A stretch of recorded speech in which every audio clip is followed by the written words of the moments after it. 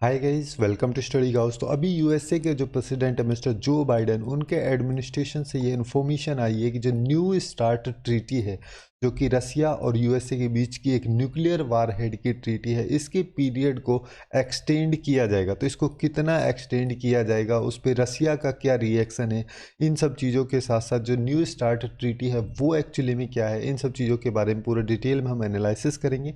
और अगर आपको ये वीडियो यूजफुल लगे then do like, share and subscribe to study couch. Okay, so let's start.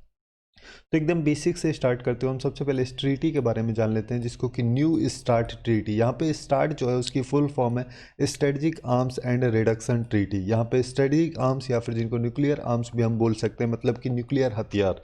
तो जैसे कि इसके नाम से ही पता चल रहा है कि न्यूक्लियर हथियार वगैरह जो है उन सब का रिडक्शन करने के लिए एक ट्रीटी साइन की गई थी दो कंट्रीज़ के बीच में, यूएसए और रसिया, जिस ट्रीटी को न्यू स्टार्ट ट्रीटी के नाम से जाना जाता है।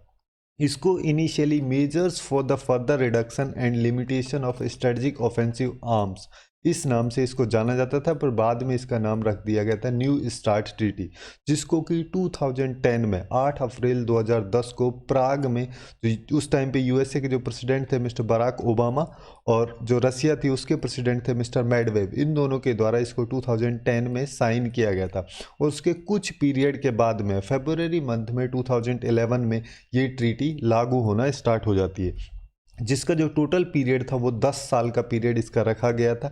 और अभी जो 2021 का फरवरी मंथ है उसमें इसका ये पीरियड ख़त्म हो जाता है। तो इस वजह से ही इसको एक्सटेंड करने की बात जो है मिस्टर जो बाइडेन के द्वारा चलाई गई है। अब इसका थोड़ा क्रोनोलॉजी अगर हम देखें न्यू स्टार्ट ट्रीटी का, तो ये बेसिकली जो न्यू स्टार्ट ट्रीटी है, इससे पहले एक और ट्रीटी होती थी इन दोनों कंट्रीज़ के बीच में, जिसको कि सॉर्ट ट्रीटी या फिर ट्रीटी ऑफ मॉस्को के नाम से जाना जाता था, जो कि 2012 में 2012 के दिसंबर मंथ में ये एक्सपायर हो गई थी। यहाँ पे सॉर्ट का मतलब होता है स्ट्रेटजिक ऑफेंसिव रिडक्शंस। ये सारी जो ट्रीटी हैं बेसिकली जो स्ट्रेटजिक आर्म्स वगैरह हैं उन सब का रिडक्शन करने के लिए दोनों कंट्रीज़ में साइन की गई थी।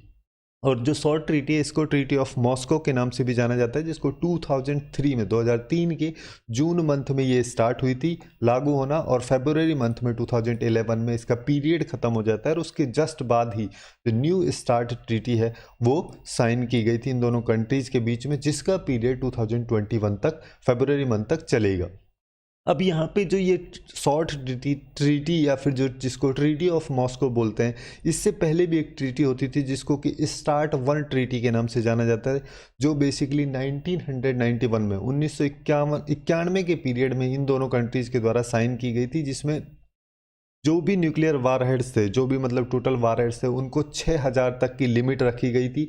उसके साथ साथ जैसे स्ट्रेटजिक डिलीवरी व्हीकल्स वगैरह जो होते हैं उन सब की जो लिमिट थी उसको 1600 तक रखा गया था स्टार्ट वन की जो फ्रेमवर्क थी या स्टार्ट वन जो ट्रीटी थी उसमें। और उसके बाद में आती है ट्रीटी ऑफ मॉस्को या फिर जिसको शॉर्ट ट्रीटी के नाम से भी जाना जाता है। फिर उसके बाद में आई थी न्यू स्टार्ट ट्रीटी। हालांकि स्टार्ट सेकेंड ट्रीटी के नाम से भी एक ट्रीटी आई थी, बट वो कभी लागू ही नहीं हो पाई थी। और जो स्टार्ट थर्ड के नाम से भी एक ट्रीटी काफ़ी ज़्यादा न्यूज़ में चली थी उस टाइम पे, बट वो ट्रीटी पे भी जो नेगोशिएशंस वगैरह थे वो कभी कंक्लूड हो ही नहीं पाए थे। तो उसके बाद में जो बेसिकली ट्रीटी जो ऑफिशियली लागू हुई थी उसको बोला जाता था न्यू स्टार्ट ट्रीटी। अब इसके कुछ की फीचर्स अगर हम देखें तो इसमें जैसे न्यूक्लियर आर्म्स वगैरह का जो प्रोडक्शन होता है उसको रिड्यूस करने के लिए और उनका किस तरीके से यूटिलाइजेशन किया जाना चाहिए इन दोनों कंट्रीज़ के द्वारा, बेसिकली इस पर्पज़ के लिए इस ट्रीटी को बनाया गया था। यहाँ पे जैसे अगर हम बात करें स्ट्रेटजिक न्यूक्लियर वारहेड्स जो हैं, डिप्लॉयबल स्ट्रेटजिक न्यूक्लियर वारहेड्स जो हैं, उनका जो नंबर था उसको रिड्यूस करके, जैसे पहली ट्रीटी में 1600 तक, इसमें उनको रिड्यूस करके 1550 तक किया गया था, जो कि बेसिकली जो ट्रीटी ऑफ मॉस्को थी जिसको 2002 में इन दोनों कंट्रीज़ के द्वारा साइन किया गया था, उसमें जितना वारहेड की लिमिट रखी गई थी उससे 10% कम की लिमिट जो थी वो न्यू स्टार्ट ट्रीटी में रखी गई थी।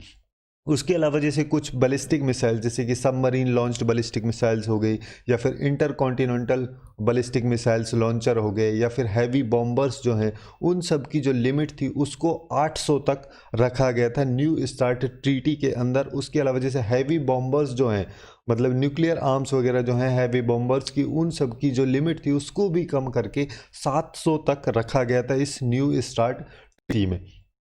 अब यहाँ पे जो भी ऑब्लिगेशंस वगैरह इस ट्रीटी के रखे गए थे उन सबको, इसका जो टोटल टाइम वर्क था 7 साल का टोटल टाइम वर्क था बेसिकली।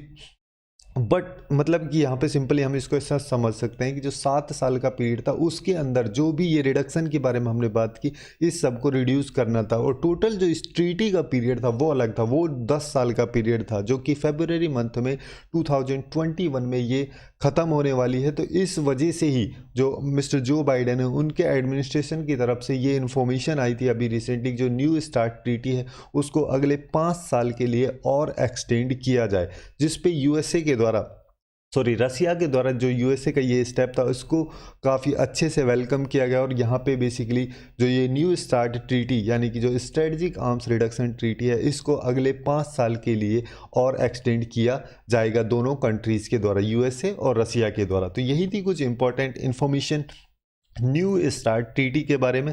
सो आज के लिए बस इतना ही। Hopefully you guys find it useful, and if you find it useful then do like share and subscribe to study Couch. Thanks for watching and have a good day.